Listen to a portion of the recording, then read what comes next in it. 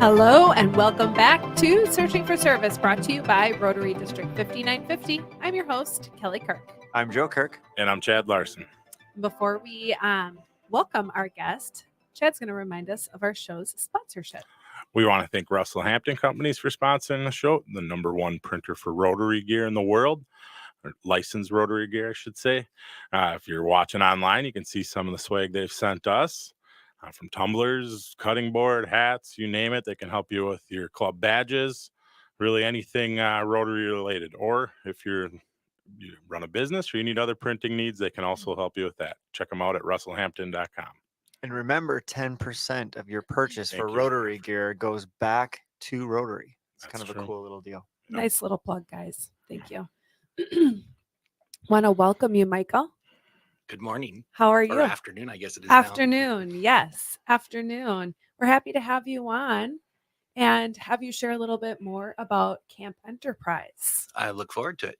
Well, let's start off with first, where are you from? I was originally born in Los Angeles, but I grew up in Tucson, Arizona. And I've been a Minnesotan for a little over 20 years, which is shocking nonetheless. I arrived here back in 2002. My wife worked for Cargill at the time, and we were moved here from Europe to take a small gig here in Minnesota that we thought we'd be here for 3 years, and then we'd move on somewhere else. And I've been stuck here Alas, ever since. here you are. Stuck here ever since, happily. Where did you guys live in Europe before you came here? We lived in Amsterdam. My wife worked there for 7 years. And I joined her for the last, not quite 2. We weren't married at the time, and was over there with her. And then we realized for her career, the growth for her, she needed to come back to the States. So she took a sort of corporate position back at the headquarters for Cargill. And that's what brought us to Minnesota. And then I was able to find my own career path. And then we realized, well, we live in Edina. We got a house in Edina and thought we were just going to be there a short time, but we lived 15 minutes away from everything. And it was like, great careers were happening, and then when we realized we want to start a family, it's like, wow, this is a pretty great place to do so. And They call it the Edina bubble.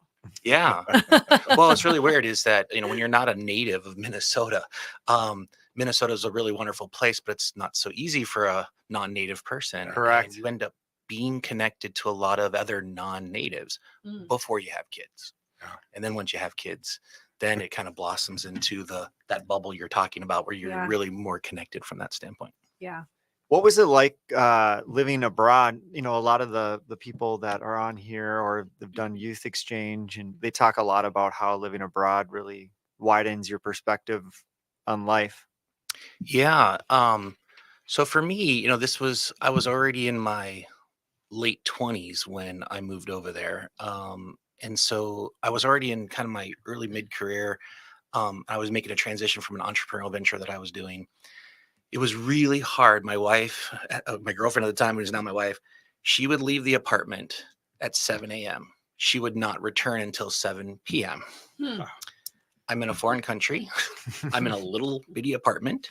I don't know anybody. I don't know the language, so on and so forth. And I needed to try to find opportunities for myself. So it was a really isolating sort of environment. But Cargill was really great. They really supported me as a kind of a domestic partner. They supported me with a visa. They supported me with language lessons, so on and so forth. And so I was able to slowly try to get going. And the beautiful part, at least being in the Netherlands, is the Dutch are just incredibly kind and welcoming and very friendly people. So I tried to navigate through that as much as I could, but it was challenging for someone who's a people person, someone who likes to engage with people. Being in a small apartment every day without any kind of personal touches with people was challenging. So it was prepped you for Minnesota. Right. But at the same time, being in the city center of Amsterdam is the place that you live, where you have to go to the grocery store almost every day to get food. I became, the house husband. I was the cook, and I was the cleaner, and I was that kind of stuff. And then I was the title that I cherished the most was I was her luggage boy. She traveled for work. She was a salesperson. And so she traveled throughout Europe for work. Not all the time, but often I would go with her, and she'd be off working and I'd be off visiting different places and so on and so forth. So it was really kind of cool from that standpoint. What's really hard for us to think about today is that this is back in the late 90s, early 2000. Does anybody remember how much it used to cost for an international phone call? Phone cards. Phone card, you had the Not special international. like 10-digit discount code numbers that you had to dial into Yeah. before you did whatever. I mean, you're talking like couple dollars a minute to call. So Yeah. you were much more isolated. The internet was there, but it wasn't big. You could do Yeah. a little bit of instant messaging and stuff like that. So not being in a place that you know anyone and all the people that you know are back 7-10 hour difference back in the United States, it's really expensive to talk to people, made it just that much more isolating. But what's really cool is I ended up doing some strategic consulting for an entrepreneurial firm. It was actually, it's like a joke. There was a Dutchman, an American, and a British guy walk into a bar. This was like this IT entrepreneurial venture, and they were struggling with some strategic planning issues that they were having. And so I kind of came in as the consultant to try to help guide them through that process. And so once you start doing some of those things, you started to have more activities, more engagement with the people. But living there was an absolute dream. We miss it considerably. My wife and my daughter were just back in Amsterdam back earlier in the spring. She took my daughter for the first time to visit it Exciting. and experience that. Yeah, so it was kind of cool. Well, Very that was exciting. like your first little bit of serving. You got to serve your wife and Yeah. help her. Good That's So- an transition. yeah. amazing way to serve too. It Right, is. Michael? Yeah. Well, the key part is that, you know, me being the cook, right, is a laugh unto itself, just because my growing up, I was the pickiest eater, didn't eat anything, didn't like a lot of things, and so on and so forth.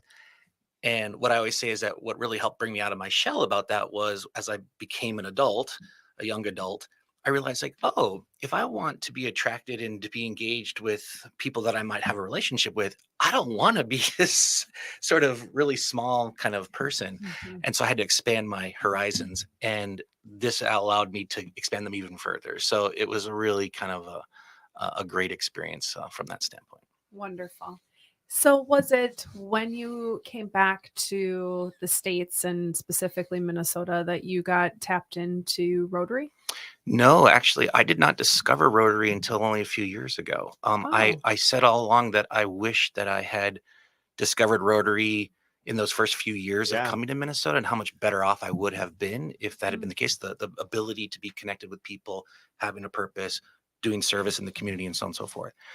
So I didn't find Rotary until about 4 years ago. Tom and Catherine Gump are good friends. Actually, Catherine and my wife worked together at Cargill for many years, so Oh, we've known okay. them for forever. And it wasn't until Tom? Who's Tom? I know. Yeah. Name I heard dropping. he's like kind of a big Yeah, kind of a deal. name drop. Sorry. But that it was kind of, as I was doing some things, my service for the community actually started before Rotary with the city of Edina. Okay. I started actually working as a citizen volunteer in one of their commissions. So that was the Heritage Preservation Commission. And I ended up becoming the chair of that for almost about 8 years. So I actually kind of got to know Tom a little bit more because he was doing stuff with I think it was the Planning Commission, and he was on some other commission at the time. This is how I met Jim Hovland and Mary Brendel and so on and so forth. And so my service started going that direction. And then it wasn't until I was thinking about running for the Edina School Board that then Catherine is actually the one who kind of said to me, well, you know, you should really come to Rotary and meet people both at the noon club and at the morning club. I think it'd be great. And what I found was not so much for the process of introducing myself to the community, but when I discovered the real service aspect of Rotary, I was like, oh my gosh, this is what I've been missing for a Yeah. really long time. That Wow. because I want to do something, I almost felt like a little guilty that I haven't done enough. What can I do? And then meeting all these amazing people in the program and so on, so it really kind of just inspired me, regardless of whether I had been on the school board or not, to do that. And that's really been the blessing, if you will, for the last 4 years, 3-4 years, for making that happen. So I felt great, but I really wish it had happened 15 plus years ago. I think I'd be even further along in my life if that had been the case. It's interesting just hearing you share that and share how you wish it would have happened sooner. And I think that it's a testament of many individuals, not all, because as we know, not all individuals always stick it out with Rotary, but the overwhelming amount are like, where has this been all my life?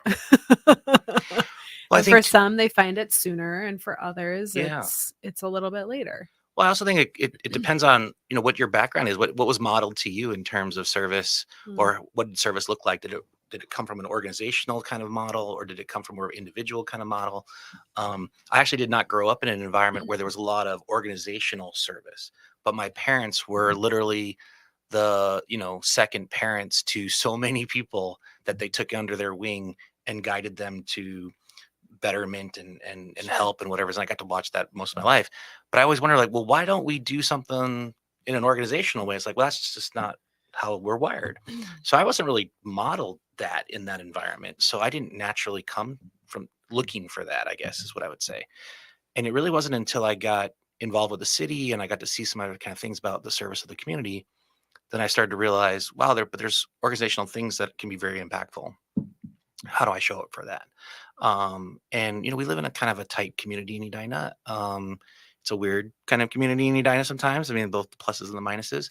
But I think the vast majority of people are very good natured, very good hearted people that really do want to care for their fellow person, not just in Edina, but in the world. And where do they put their actions to power? And certainly Rotary is a great example of that being done.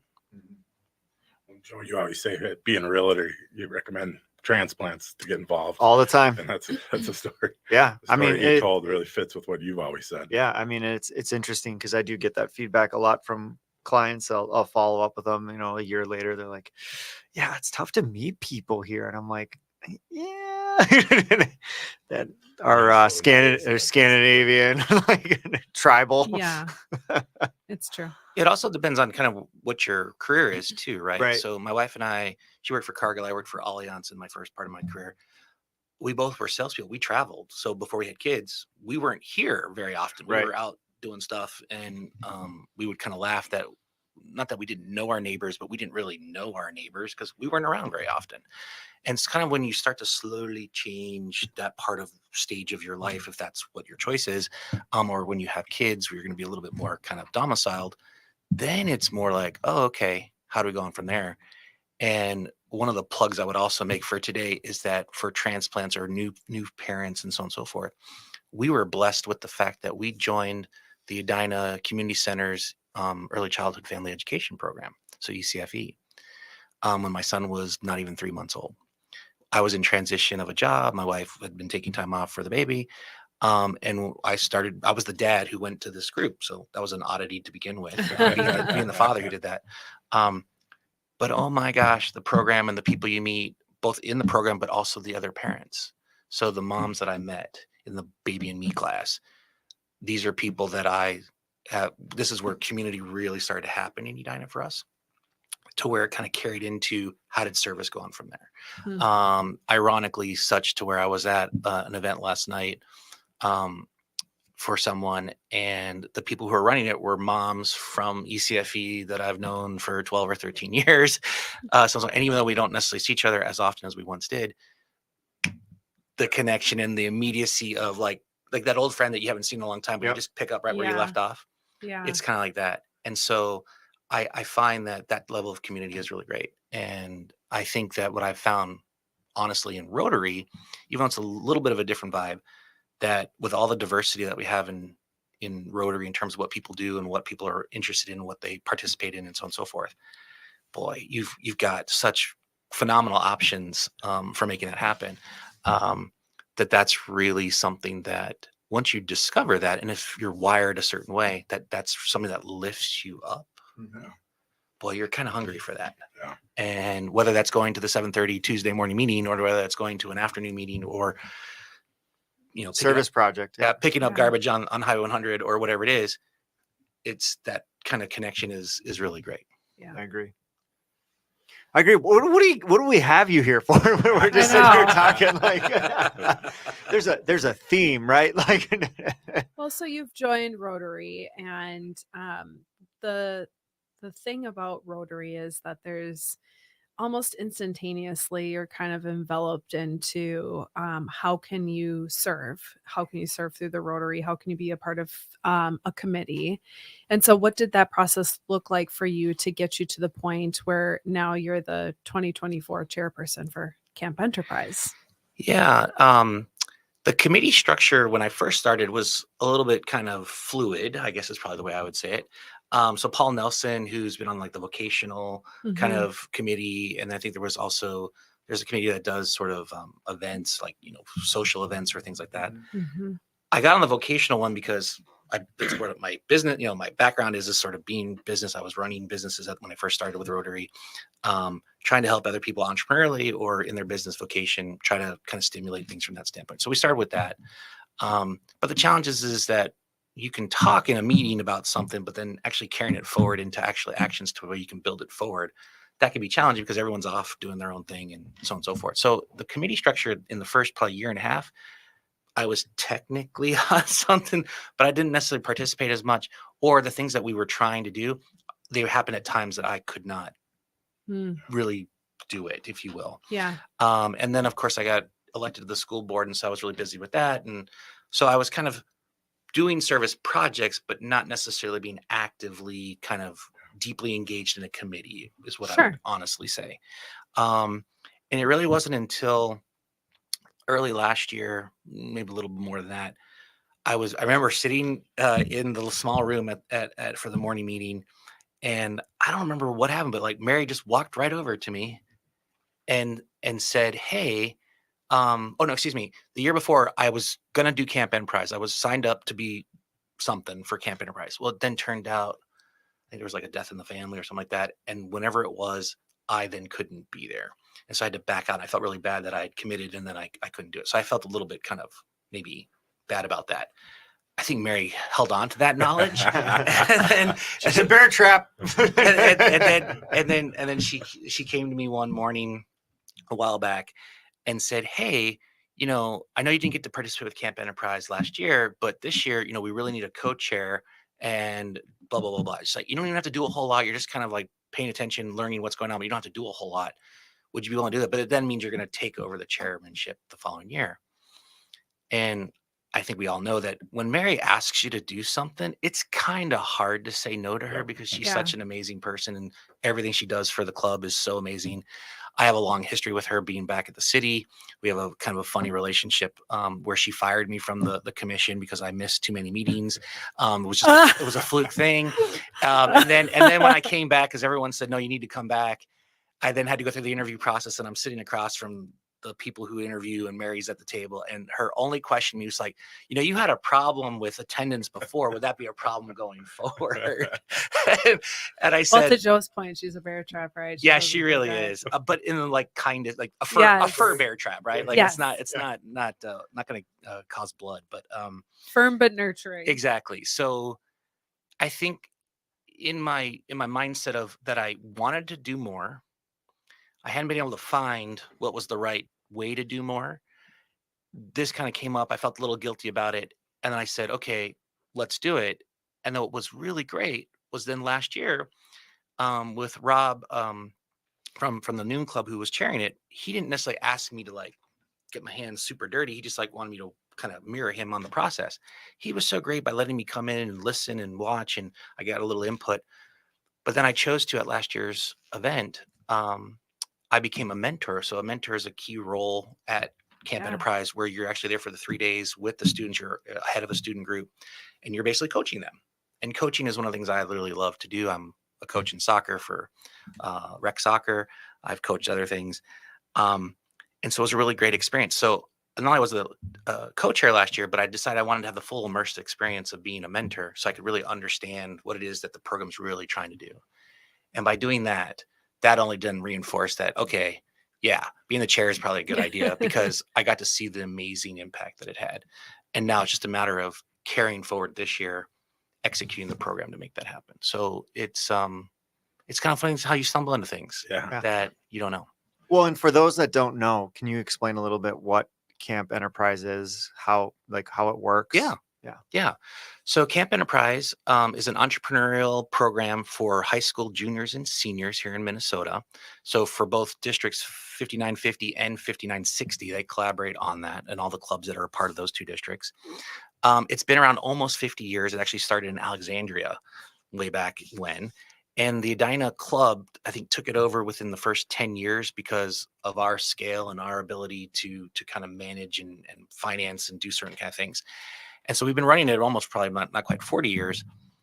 It basically invites anywhere between 80 to 100 juniors and seniors to come to a 3-day course where they get put into groups, anywhere from 8 to 12 students, and they have a case study that they're going to work on an entrepreneurial venture to make a presentation to kind of like a Shark Tank, where venture capitalists who have $5 million to spend, and you're trying to win the competition for the best idea and how you're going to execute what that program is.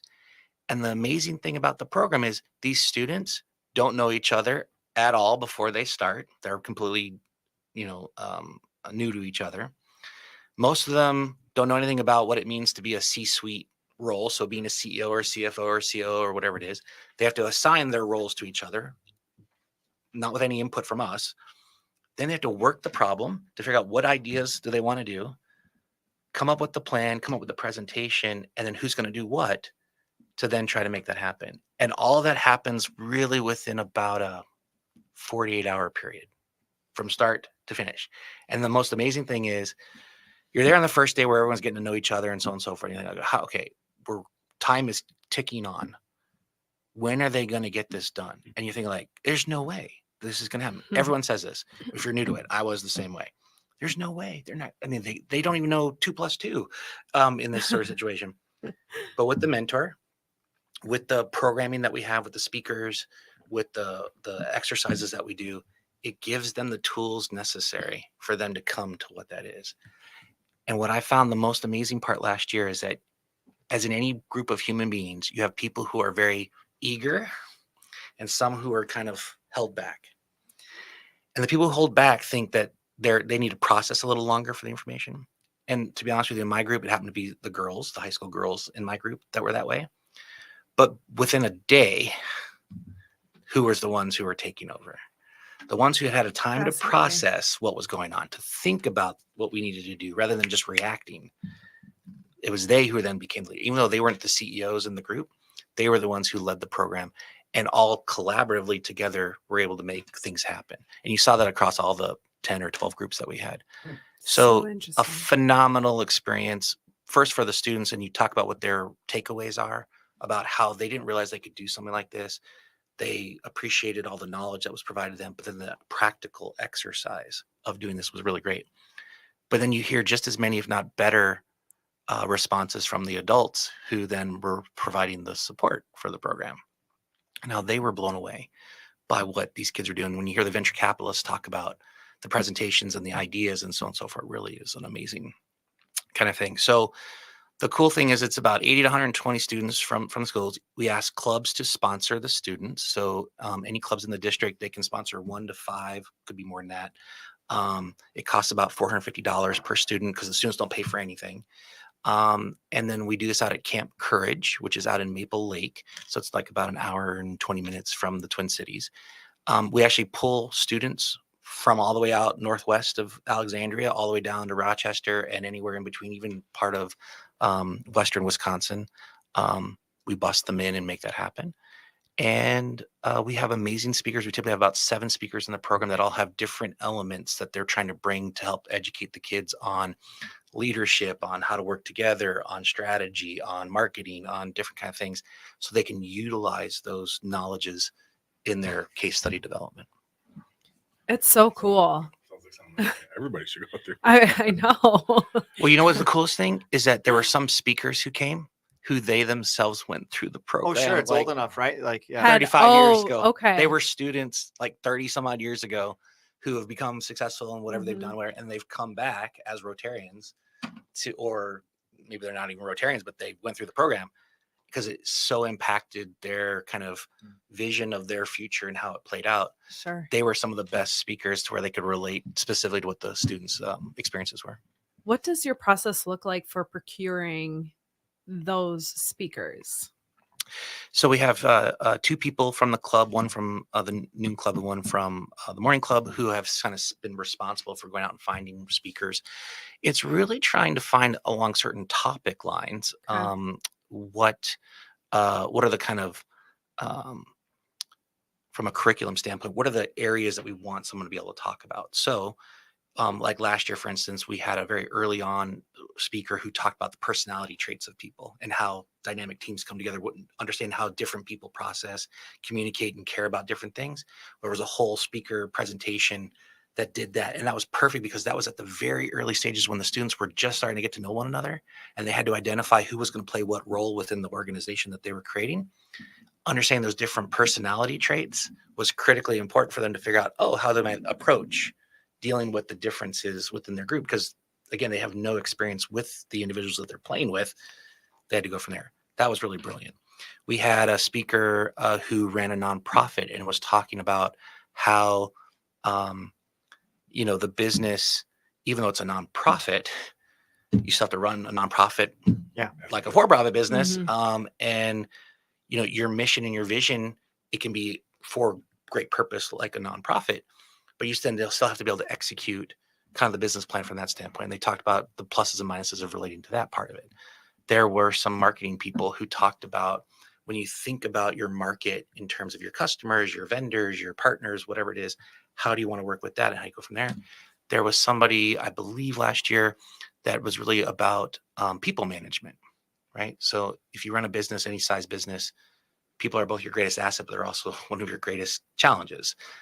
How do you kind of work from that standpoint? And then there was other parts. There was one other thing that we've had, I think, year over year, where it gives them a protocol for you to develop an entrepreneurial, like kind of operating system mindset of how you go about coming up with certain things. It gives them kind of a toolkit to kind of walk through so that they had some things they could grab onto while they're figuring out what they wanted to do. So there were things of that nature. But the main thing is really trying to make sure it's engaging to the students and gives them something to think about, taps into their curiosity, and gives them some sort of skill set that they can work through as the collaborative to come up with their presentation. So neat. What does the club sponsor the students? When does that start? Are all the students already in from last year, or does it start once the school year starts? Yeah, it starts for the new students. It's going to start. It starts now, but it'll really kick off when school starts. So I've been working on getting the proper list of every high school in the 2 districts. Because one of the challenges when we're we have to first recruit the clubs, because we need the clubs to financially support, say, yes, we're going to provide 1 sponsorship or 2 sponsorship, whatever it might be. And then if they have a student that they know of, maybe it's a student from one of their club members or in their community, great. But a lot of times they don't actually have a connection to a high school student in their area or whatever it is. And so they're oftentimes looking for assistance as to, well, how do I want to support this? I'm willing to sponsor, but I don't actually have somebody. One of my goals this year is to actually help them with that process. So I have a little bit more connections because of my school background to kind of work with the principals and the counselors at the identified schools within the districts that we can then help marry people together so that we can find the students from that standpoint. We already actually have a few students who have already signed up. They've already worked out with their club. Yep, they've connected already. And I've already received some registrations. But the real push is now. Okay. Going out and communicating to all of it's about 130 clubs that make up the 2 districts, getting them to understand the program, understand the cost implications. We've had about anywhere between 50 to 65 clubs year over year that have provided sponsorships for students. We'd like them to do that again. We would love to get more and even if they can't fully sponsor a student, maybe they provide some dollars towards it, which can either go towards the sponsorship of a student. But also one of the things that the students are working towards is that we offer 5 $1,000 scholarships to the students that perform the best. Not that their presentation or their project wins, but that we grade them on 3 different key characteristics of their participation and what they've done. So they get evaluations from their own team, they get evaluations from the venture capitalists, they get evaluations from the mentor and the counselors that are there. That the kids who then display the kind of core values and the experiences in those 3 categories, if they're selected, then they win $1,000 scholarship. We would love to have support for those scholarships as well. So there's a couple different ways in which clubs can participate. I'm trying to broaden that out this year because before it was only either sponsor a student or don't. There's not really an avenue for you to go. Well, there are some Rotary clubs that are small. They don't have those kind of finances and so on and so forth. But if they give $100 towards the $5,000 bucket of scholarships, that goes a long way to helping us achieve what our goal is.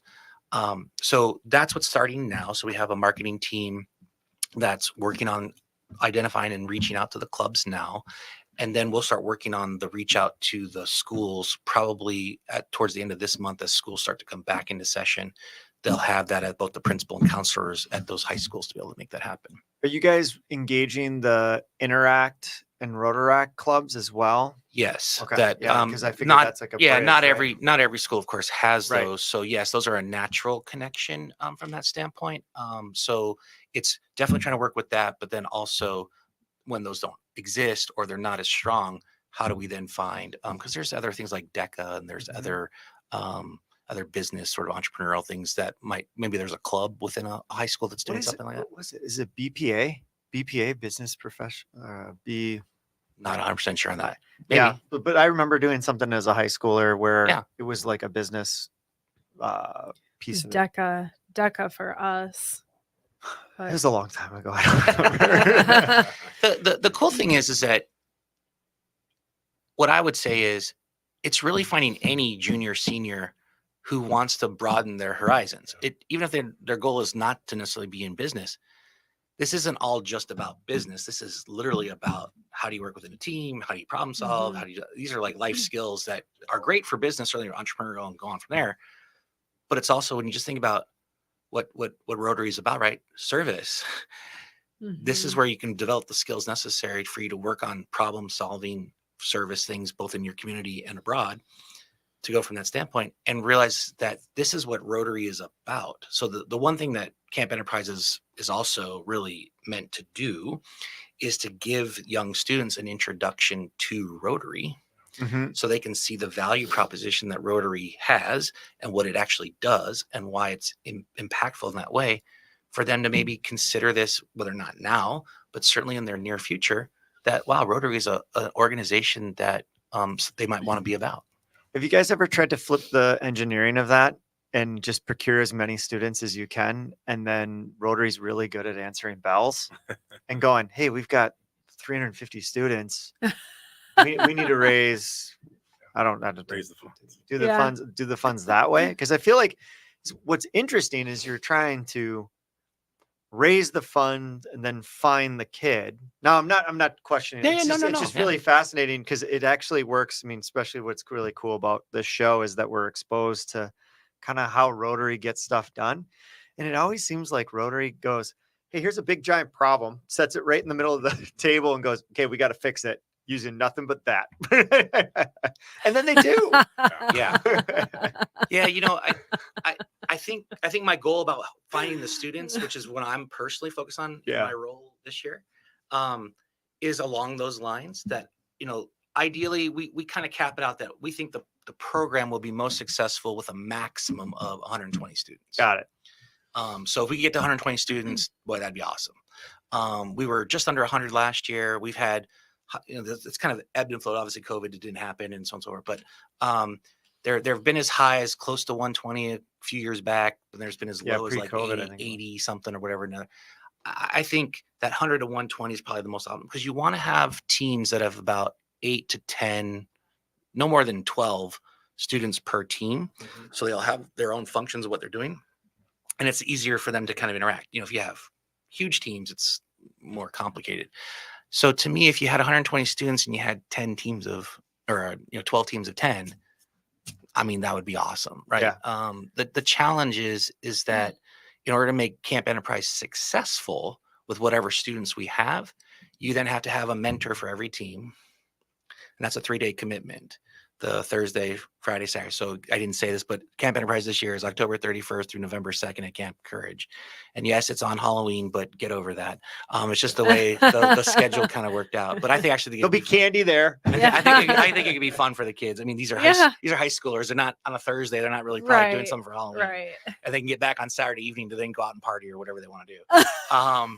But Michael's like just being realistic here. So I am a dad of teenagers, so yes, I try to speak from experience.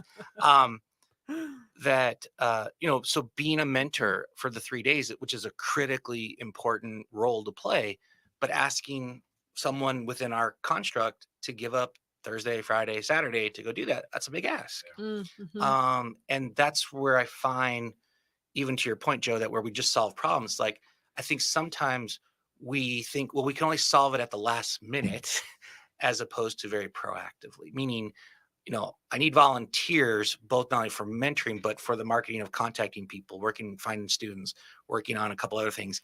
And while messages have gone out, there haven't been as many. And I'm not guilting anyone. It's just the nature of things because Rotary's doing a lot of things. Yeah. Yeah. Always. Always. Right. In our morning club, right. We had the golf tournament. We've had the rides program. We did tons of stuff that we were successful doing. It was awesome, whatever it is. But that's where people are putting their energy. So things don't rise to people's consciousness until it's way further down the line. And I get that. That's human nature. And there's no problem with that.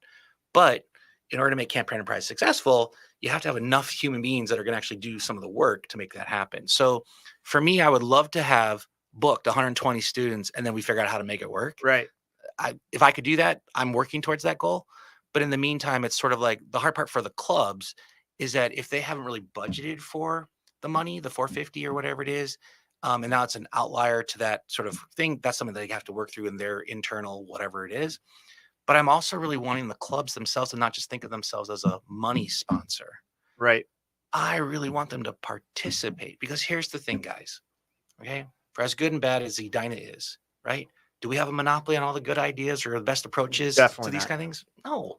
So if you're in, Hutchinson, or if you're in, Prior Lake. or Stillwater or whatever, right?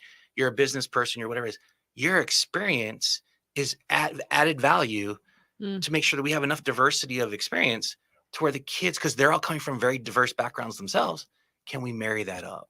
And the hard part is that I think oftentimes within the districts, this is seen as an Edina program. And my evolution of what I'd like it to be is really it's a district program. Well, that's what it should be, It really should be. And that even though the Edina groups are kind of driving it, I would like to see it more dispersed out from a driving standpoint to other parts of the districts to be able to make that happen. Let's play with it. I want to stress yeah. test this for a Sure. second, if you don't mind. Yeah. Really quick. I want to stress test this. Okay. So what it sounds like is, this program's been around for a long time. We took it over. The Edina program took it over 40 years Something ago. like that, yeah. Okay. So where's the disruption that needs to happen in that? In one is it optimally structured and working the way that it should? And yes, probably it's working good enough. But it sounds like from this conversation, we always like to have things be better and adapt and align with the skill set of Rotary, right? Like this doesn't seem like a program that aligns with the skill set of, I don't mean just Edina, I mean Rotary versus, so if everything is kind of getting spearheaded from the Edina clubs and then kind of the procurement is like, please clubs sponsor, okay, we've got one, now we can bring a student in.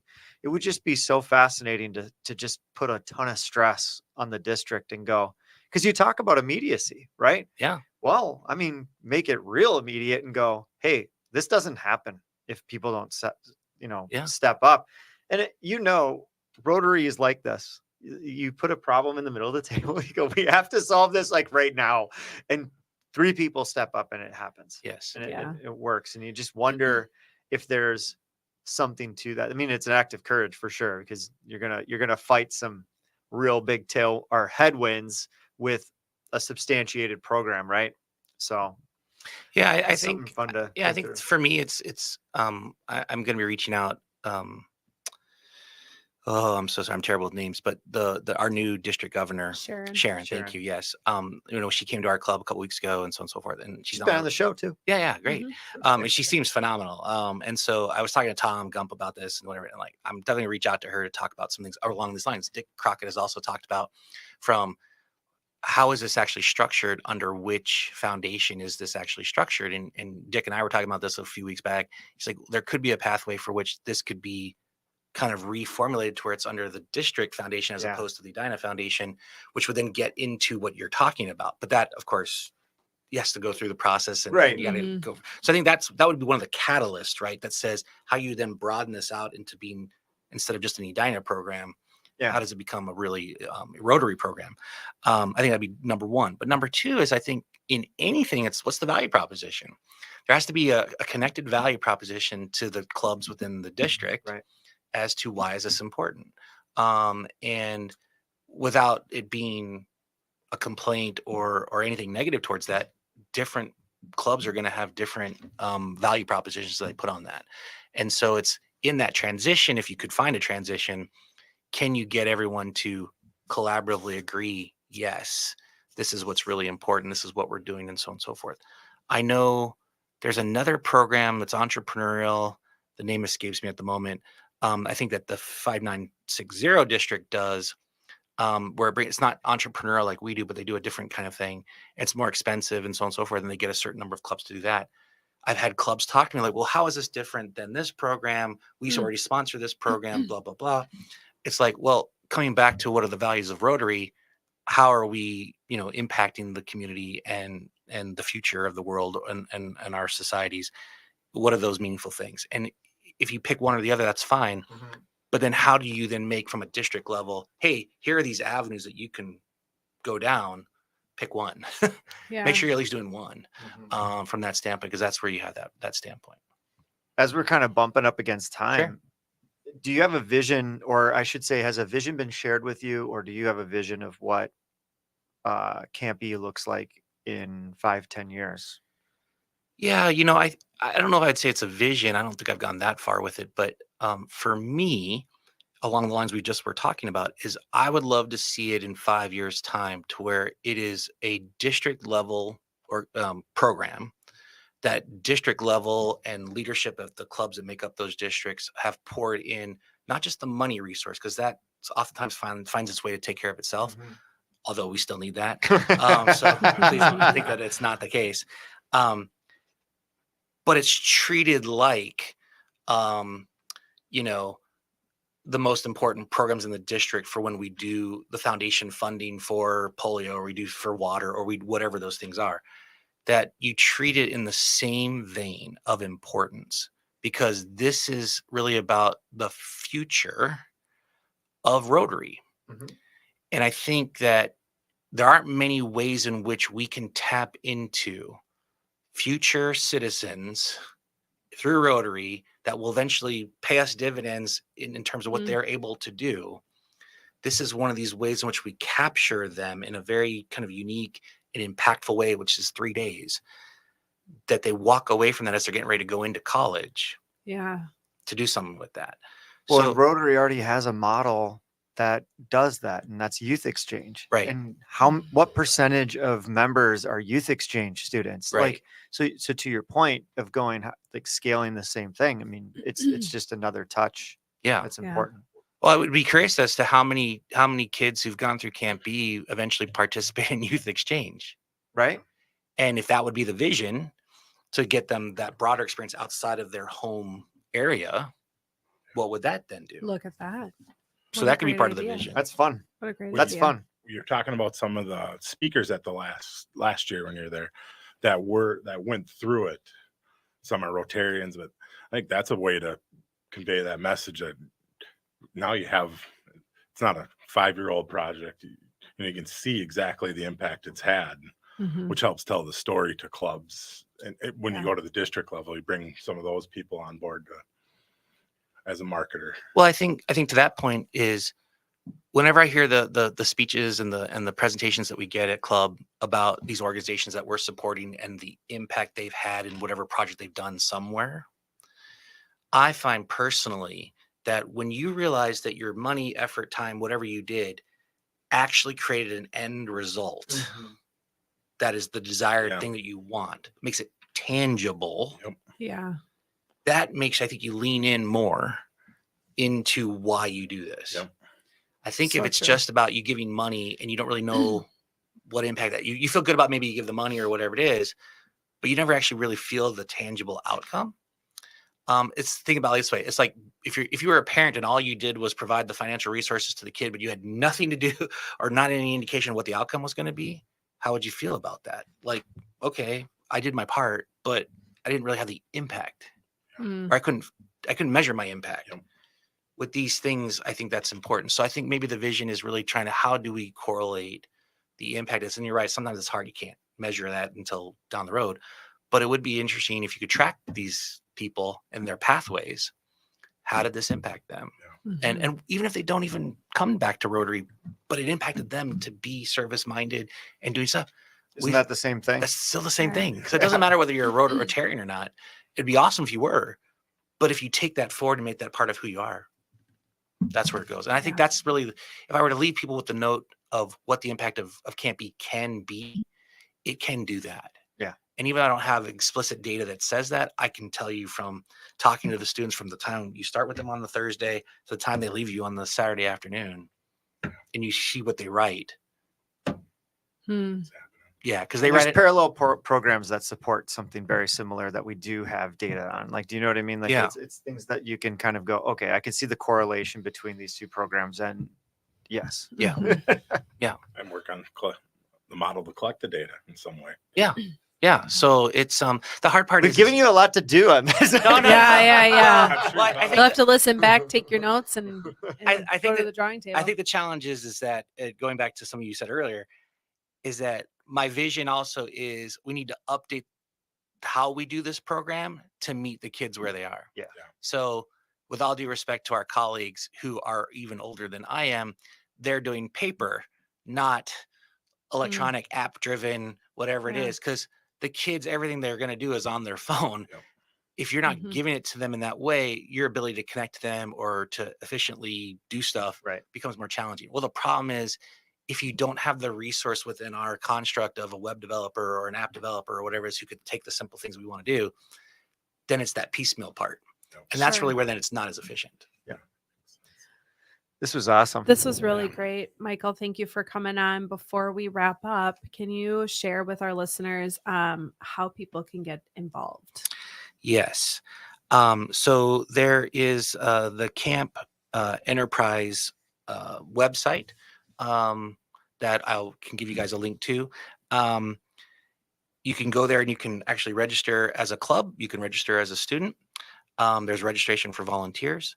When you see emails from Camp Enterprise, Camp E Rotary from me or from Brent Lindell, who is the co-chair from the Noon Club, when we're asking for volunteers, whatever it is, if you can just schedule some amount of time that you could help with that, that'd be great. We need more volunteers on the front end before we get to the camp. That would be really great. And then third would be like what Joe's trying to do, be outside the box thinking as to how can we connect with the students who we want to serve. Because that's what we're about. The whole program works. It's not about making money or breaking even from that standpoint. We'd like to, but it's really about how do we find the students and make that happen. The more students we can find and support and provide that service to, we fulfill our mission of what we're trying to accomplish. Create momentum. Exactly. Yeah. Well, thank you, Michael. It was such an honor to have you on here and hear a little bit more about Camp Enterprise. And thanks, everybody. I'm your host, Kelly Kirk. I'm Joe Kirk. And I'm Chad Larson. We'll be back.